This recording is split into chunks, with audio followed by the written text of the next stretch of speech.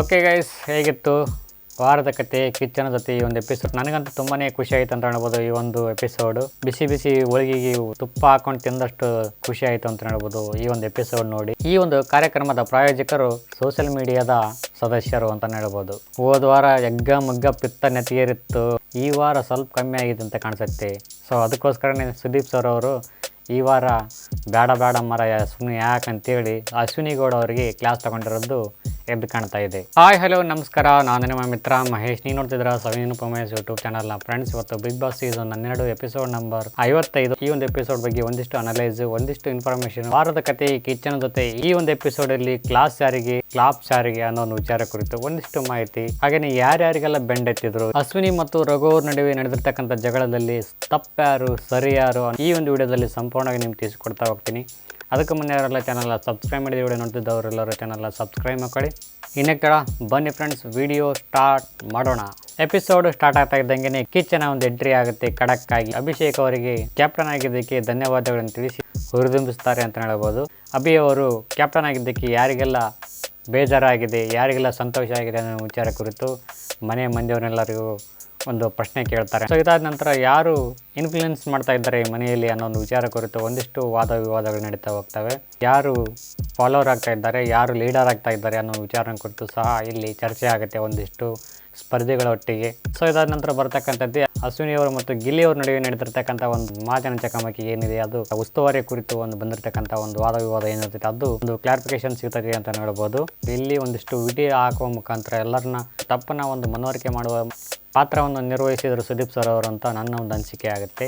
ರಘು ಅವರು ಮತ್ತು ಅಶ್ವಿನಿ ಅವರ ನಡುವೆ ನಡೆದಿರ್ತಕ್ಕಂಥ ಒಂದು ಏಕವಚನ ಬಹುವಚನ ಈ ಒಂದು ವಿಚಾರ ಚರ್ಚೆ ಆಗುತ್ತೆ ಬಹಳಷ್ಟು. ಈ ಒಂದು ವಿಚಾರ ಕುರಿತು ಸುದೀಪ್ ಸರ್ ಅವರು ಒಂದು ಒಳ್ಳೆ ಕ್ಲಾರಿಫಿಕೇಶನ್ ಕೊಡ್ತಾರೆ ಅಂತ ಹೇಳ್ಬೋದು. ಏಕವಚನ ಬಹುವಚನ ವ್ಯಕ್ತಿಗಳಿಗೆ ನೀವು ಏನು ಕೊಡ್ತೀರೋ ಅದೇ ರಿಟರ್ನ್ ಒಳ್ಳೆ ಬರ್ತೈತಿ.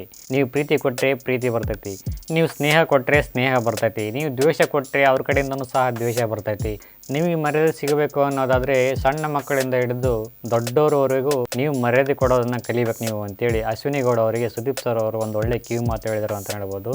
ಶ್ರೀಕೃಷ್ಣ ಒಂದು ಒಳ್ಳೆ ಮಾತು ಹೇಳ್ತಾರೆ, ನಿನ್ನ ಬಳಿ ಏನಿದೆಯೋ ಅದನ್ನು ಗೌರವಿಸೋದನ್ನು ಕಲಿ ಮೊದಲು ಅಂತೇಳಿ ತಿಳಿಸ್ತಾನೆ. ಒಂದಿಷ್ಟು ವಿಚಾರ ವಿನಿಮಯ ಆದ ನಂತರ 10 ನಿಮಿಷ ನೀವು ಬಿಡಬೇಕಾಗಿತ್ತು ಅಂತೇಳಿ ರಘು ಅವರಿಗೆ ಬೈತಾರೆ. 10 ನಿಮಿಷ ನೀವು ಟೈಮ್ ಕೊಡಿ ಅಂತೇಳಿ ಅವರಿಗೆ ಒಂದು ಸ್ವಲ್ಪ ಮನವೊಲಿಸೋ ಪ್ರಯತ್ನದಲ್ಲಿ ನೀವು ಎಡವಿದ್ರಿ ಅಂತೇಳಿ ಅಶ್ವಿನಿ ಗೌಡ ಅವರಿಗೆ ಸಹಿತ ಬೈತಾರೆ ಅಂತ ಹೇಳ್ಬೋದು ಈ ಒಂದು ವಿಚಾರ ಕುರಿತು. ಈ ಒಂದು ವಿಚಾರ ಕುರಿತು ನನ್ನ ಒಂದು ಅಭಿಪ್ರಾಯ ಹೇಳೋದಾದರೆ, ಇವರು ಆಲ್ಮೋಸ್ಟ್ ಆಗಿ ಎಲ್ಲರೂ ಯಾರು ಈ ಮನೆಯಲ್ಲಿ ಇರ್ತಕ್ಕಂಥ ಸದಸ್ಯರು ಯಾರಿದ್ದಾರೆ ಅವರೆಲ್ಲರೂ ತಮಗೆ ವಹಿಸಿರ್ತಕ್ಕಂಥ ಕೆಲಸವನ್ನು ಅಷ್ಟು ಸುಲಭವಾಗಿ ಮಾಡೋದೇ ಇಲ್ಲ. ಎಸ್ಪೆಷಲಿ ಅಶ್ವಿನಿ ಗೌಡ ಅವರಾಯಿತು, ರಾಸಿಕಾ ಅವರಾಯಿತು, ರಿಷಾ ಅವರಾಯಿತು, ತಮಗೆ ಕೊಟ್ಟಿರ್ತಕ್ಕಂಥ ಒಂದು ಕೆಲಸಗಳು ಏನಿದ್ದಾವೆ ಅವನ್ನ ಅಚ್ಚುಕಟ್ಟಾಗಿ ಮಾಡಿ ನಿಭಾಯಿಸ್ಬಿಟ್ನಪ್ಪ ಅಂತಂದರೆ ಯಾರು ಇವ್ರ ಹತ್ರ ಜಗಳ ಮಾಡೋ ಅವಶ್ಯಕತೆನೇ ಇರೋದಿಲ್ಲ. ಈ ಸೋಮಾರಿತನ ಮಾಡ್ತಾರೆ ನೋಡಿ, ಇದೇ ಬರ್ತಕ್ಕಂಥದ್ದು ಜಗಳಕ್ಕೆ ಒಂದು ಅಡಿಪಾಯ. ಸೊ ಕ್ಯಾಪ್ಟನ್ ಆಗಿರ್ತಕ್ಕಂಥವ್ರು ವಹಿಸಿರ್ತಕ್ಕಂಥ ಜವಾಬ್ದಾರಿನ ಅಚ್ಚುಕಟ್ಟಾಗಿ ನಿಭಾಯಿಸ್ಬಿಟ್ನಪ್ಪ ಅಂದರೆ ಅವ್ರು ಯಾಕೆ ಬಂದು ಇವ್ರನ್ನ ಕೇಳಿ ಜಗಳ ಮಾಡೋ ಒಂದು ಅವಶ್ಯಕತೆ ಇರ್ತೈತೆ ಹೇಳಿ ನೀವೇ ಹೇಳಿ. ಈ ಒಂದು ಸ್ಪರ್ಧೆಗಳಲ್ಲಿ ಬೇಜವಾಬ್ದಾರಿತನ, ಮೈಗಳತನ ತುಂಬಿ ತುಳುಕ್ತಾ ಇದೆ ಅಂತ ನನ್ನ ಒಂದು ಅನಿಸಿಕೆ ಆಗುತ್ತೆ. ನಂತರ ಊಟ ಬಿಟ್ಟು ಯಾಕೆ ಇರ್ತೀರಿ ನೀವು ಅನ್ನೊಂದು ವಿಚಾರ ಕುರಿತು ಅಶ್ವಿನಿ ಅವರಿಗೆ ಸ್ವಲ್ಪ ಬೆಂಡತ್ತಾರೆ ಅಂತ ಹೇಳ್ಬೋದು ಸುದೀಪ್ ಸರ್ ಅವರು. ಊಟ ಮಾಡಬೇಕು, ಊಟ ಮಾಡಲಿಲ್ಲ ಅಂತಂದರೆ ನಿಮ್ಗೆ ಒಂದು ಆರೋಗ್ಯ ಹದಗೆಡುತ್ತೆ, ಇದರಿಂದ ನೋವು ಅನುಭವಿಸಿದವರು ಬಿಗ್ ಬಾಸ್ ತಂಡದವರು ಊಟದ ಒಂದು ವಿಚಾರನ ಇಟ್ಕೊಂಡು ಎಮೋಷನ್ ಡ್ರಾಮಾ ಮಾಡಬೇಡಿ ಅಂತೇಳಿ ಬೈತಾರೆ. ಅಶ್ವಿನಿ ಗೌಡ ಅವ್ರನ್ನ ಮೆಚ್ಚಲೇಬೇಕು, ಇವರ ಒಂದು ಮಂಡತನಕ್ಕೆ ಶಾಬಾಷ್ಗಿರಿ ಹೇಳಲೇಬೇಕು. ಸುದೀಪ್ ಸರ್ ಅವರು ಅಷ್ಟು ಬೈದ್ ಬುದ್ಧಿ ಹೇಳಿದ್ರು ಸಹ ಇವರಿಗೆ ಮನದಟ್ಟಾಗ್ತಾ ಇಲ್ಲ. ಸೊ ಇವ್ರ ಕಡೆಯಿಂದ ಬರ್ತಕ್ಕಂಥ ಉತ್ತರ ಇಷ್ಟೇ, ನಂಗೇನು ಗೊತ್ತಿಲ್ಲ ಸರ್, ನಾನೇನು ಮಾಡಿಲ್ಲ, ನಾನೇನು ನೋಡಿಲ್ಲ, ನಾನು ತುಂಬ ಒಳ್ಳೆಯವಳು. ಒಂದು ಡೈಲಾಗ್ ಏನಿದೆ ಇದು ಎಪಿಸೋಡ್ ಕೊನೆಯವರೆಗೂ ಹಂಗೆ ಕಂಟಿನ್ಯೂ ಆಗ್ತಾ ಇತ್ತು. ಇದರಿಂದ ಸುದೀಪ್ ಸರ್ ಅವರಿಗೆ ತುಂಬಾ ಕನ್ಫ್ಯೂಸ್ ಆಗ್ತಾ ಇದೆ. ಇವ್ರಿಗೆ ಯಾವ ರೀತಿ ಕ್ಲಾಸ್ ತಗೊಂಡ್ರೆ ಇವರು ಒಂದು ಒಳ್ಳೆ ದಾರಿಗೆ ಬರ್ತಾರೆ ಅನ್ನೋ ಒಂದು ವಿಚಾರ ಕನ್ಫ್ಯೂಸ್ ಆಗ್ತಾ ಇದೆ. ಈ ಒಂದು ವಿಷಯ ಡ್ರಮ್ನ ವಿಚಾರ ಬರ್ತೈತಿ. ಈ ಒಂದು ಡ್ರಮ್ ಒಂದು ವಿಚಾರದ ಆಟದಲ್ಲಿ ಯಾರ್ಯಾರೆಲ್ಲ ತಪ್ಪು ಮಾಡಿದ್ರು, ಉಸ್ತುವಾರಿಗಳೇ ತಪ್ಪು ಮಾಡಿದ್ರು, ಹಾಗೇನೆ ಡ್ರಮ್ ಹಿಡ್ಕೊಂಡಿರ್ತಕ್ಕಂಥವ್ರು ಸಹ ತಪ್ಪು ಮಾಡಿದ್ರು. ಅದು ಡ್ರಮ್ ನೀರು ಉಯ್ಬೇಕನ್ನಪ್ಪ ಅಂತಂದ್ರೆ ಸ್ವಲ್ಪ ಭಾಗಿಸ್ತಾ ಇದ್ರು. ಈ ಒಂದು ವಿಚಾರ ಕೊಡಿತು, ನೀವು ತಪ್ಪು ಮಾಡಿದ್ರಿ ಅಂತೇಳಿ ತಮ್ಮ ತಪ್ಪುಗಳನ್ನು ಮನವರಿಕೆ ಮಾಡಿದ್ರು ಅಂತ ಹೇಳ್ಬೋದು ಸುದೀಪ್ ಸರ್ ಅವರು.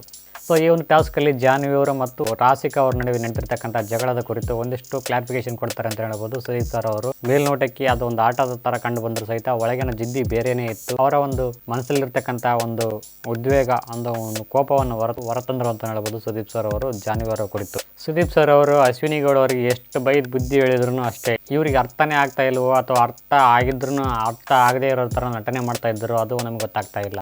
ಹೆಚ್ಚು ಕಮ್ಮಿ ರಘು ಅವರು ಸಹ ಇವರ ಒಂದು ವಯಸ್ಸಿನ ಅಂತರದವರೇ. ಅವ್ರಿಗೂ ಸಹ ಹೋಗಲೋ ಬಾರಲೋ ಅನ್ನೋ ರೇಂಜ್ ಅಲ್ಲಿ ಬೈತಾರೆ.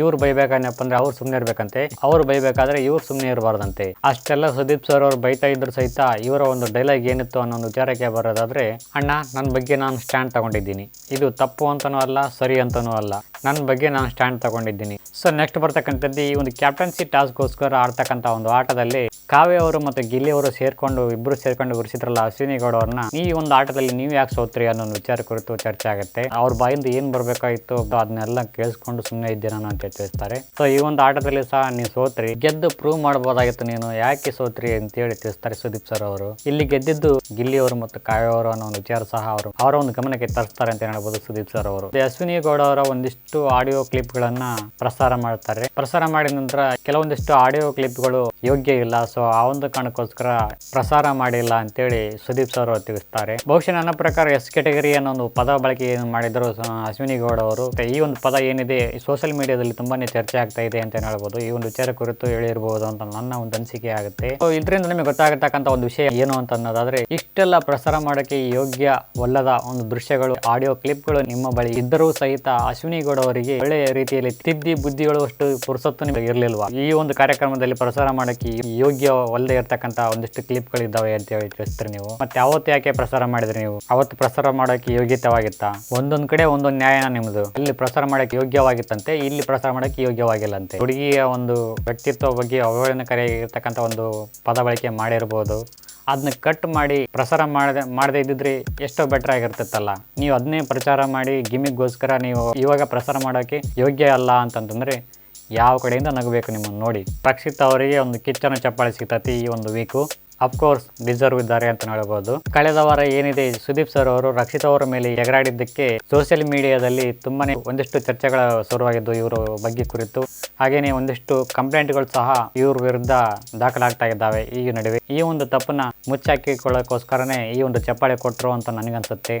ಲಾಸ್ಟ್ ಟೈಮ್ ಹಿಂಗೆ ಆಗಿತ್ತು, ಹನುಮಂತ್ ಅವರಿಗೆ ಸಹ ಹಿಂಗೆ ಬೈದಿದ್ರು ಸುದೀಪ್ ಸರ್ ಅವರು, ಏನೋ ಒಂದು ಸಣ್ಣ ವಿಚಾರಕ್ಕೆ ಬೈದಿದ್ರು. ಸೊ ನೆಕ್ಸ್ಟ್ ತದನಂತರ ಮುಂದಿನ ವಾರಕ್ಕೆ ಅವ್ರಿಗೇನೆ ಕಿಚ್ಚನ ಚಪ್ಪಾಳೆ ಕೊಟ್ಟರು ಅಂತ ಹೇಳ್ಬೋದು ಸುದೀಪ್ ಸರ್ ಅವರು.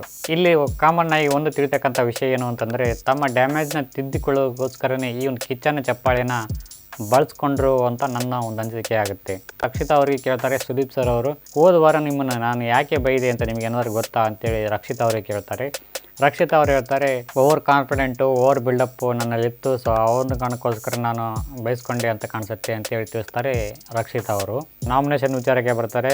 ರಕ್ಷಿತಾ ಅವರು, ಸ್ಪಂದನ ಅವರು, ಅಭಿ ಅವರು, ಹಾಗೆಯೇ ರಾಸಿಕ್ ಅವರು, ಇವರೆಲ್ಲರೂ ಸೇಫ್ ಆಗ್ತಾರೆ ಈ ಒಂದು ವೀಕಲ್ಲಿ. ಸೊ ಇವಾಗ ಸೂಪರ್ ಸಂಡೇ ವಿತ್ ಸುದೀಪ ಈ ಒಂದು ಎಪಿಸೋಡ್ ಬಗ್ಗೆ ಸ್ವಲ್ಪ ಮಾತಾಡ್ಕೊಂತ ಹೋಗೋಣ. ನಿನ್ನೆ ಏನು ಸುದೀಪ್ ಸರ್ ಏನು ಬೈದಿದ್ರು ಅಶ್ವಿನಿ ಅವರಿಗೆ ಮತ್ತು ಜಾನ್ವರಿಗೆ ಬೈದಿರ್ತಕ್ಕಂಥ ಒಂದು ವಿಷಯನ ಇಲ್ಲಿ ಚರ್ಚೆ ಮಾಡ್ತಾ ಇರ್ತಾರೆ ಅಂತ. ನಮಗೆ ಈ ಒಂದು ಗೇಮ್ ಅರ್ಥನೇ ಆಗ್ತಾ ಇಲ್ಲ, ಯಾವ ರೀತಿ ನಾವು ಆಟ ಆಡ್ತಾ ಇದ್ದೀವಿ ಅನ್ನೋದು ಸಹಿತ ನಮಗೆ ಗೊತ್ತಾಗ್ತಾ ಇಲ್ಲ. ಹೊರಗಡೆ ಏನಾದರೂ ನೆಗೆಟಿವ್ ಆಗಿ ಪೋರ್ಟ್ರೇ ಆಗ್ತಾ ಇದೆ ಅನ್ನೋ ಅದು ಸಹ ನಮಗೆ ಗೊತ್ತಾಗ್ತಾ ಇಲ್ಲ. ನಾವು ಇನ್ನು ಮುಂದೆ ಈ ರೀತಿ ಪದೇ ನಮಗೆ ಈ ರೀತಿ ವೀಕೆಂಡಲ್ಲಿ ನಮಗೆ ಕ್ಲಾಸ್ ಆಗ್ತಾ ಇದೆ ಅನ್ನೋದಾದರೆ ನಾವು ಸ್ವಲ್ಪ ತಿದ್ಕೋಬೇಕಾಗುತ್ತೆ. ಒಳ್ಳೆತನದಿಂದ ಆಟ ಆಡೋಣ, ಎಲ್ಲರ ಜೊತೆಗೆ ಬೆರೆತು ಅಂತೇಳಿ ತಿಳಿಸ್ತಾ ಇದ್ದಾರೆ.